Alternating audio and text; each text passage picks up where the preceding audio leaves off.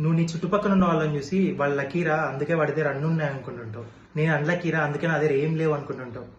కానీ లక్ అంటే ఏంటి నీ ఉద్దేశంలో? నా ఉద్దేశంలో లక్ అంటే ఏంటో చెప్తాడు ఈరోజు. లక్ అనేది మనం క్రియేట్ చేసుకున్న ఒక పదం. మనం కష్టపడడం చేత కాక మనం క్రియేట్ చేసుకున్న ఒక పదం. లక్ అన్నది అసలు లేదు.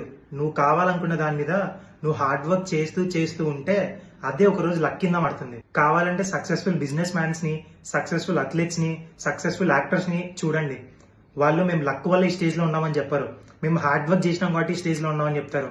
ఎందుకంటే వాళ్ళ హార్డ్ వర్క్ ఒక రోజు లక్ లా కన్వర్ట్ అయింది వాళ్ళకి. కావాలంటే మనకి ఇష్టమైన విరాట్ కోహ్లీని ఎగ్జాంపుల్ గా తీసుకుందాం. విరాట్ కోహ్లీ అందరు ప్రాక్టీస్ చేసేదానికంటే 2-3 అవర్స్ ఎక్స్ట్రా ప్రాక్టీస్ చేసేవాడంట. వాళ్ళ నాన్న ఈరోజు చనిపోతే రేపెళ్ళి వాళ్ళ టీం కోసం మ్యాచ్ ఆడి మ్యాచ్ గెలిపించాడంట. హీరో నాని అసిస్టెంట్ డైరెక్టర్ గా ఉన్నప్పుడు మార్నింగ్ 7:30కి ఒక ఆఫీస్కి వెళ్తే ఈవినింగ్ 7:30 వరకు అదే ఆఫీస్ లో కూర్చున్నాడంట. ఆయన పలకరించడానికి కూడా ఎవరు రాలేదంట.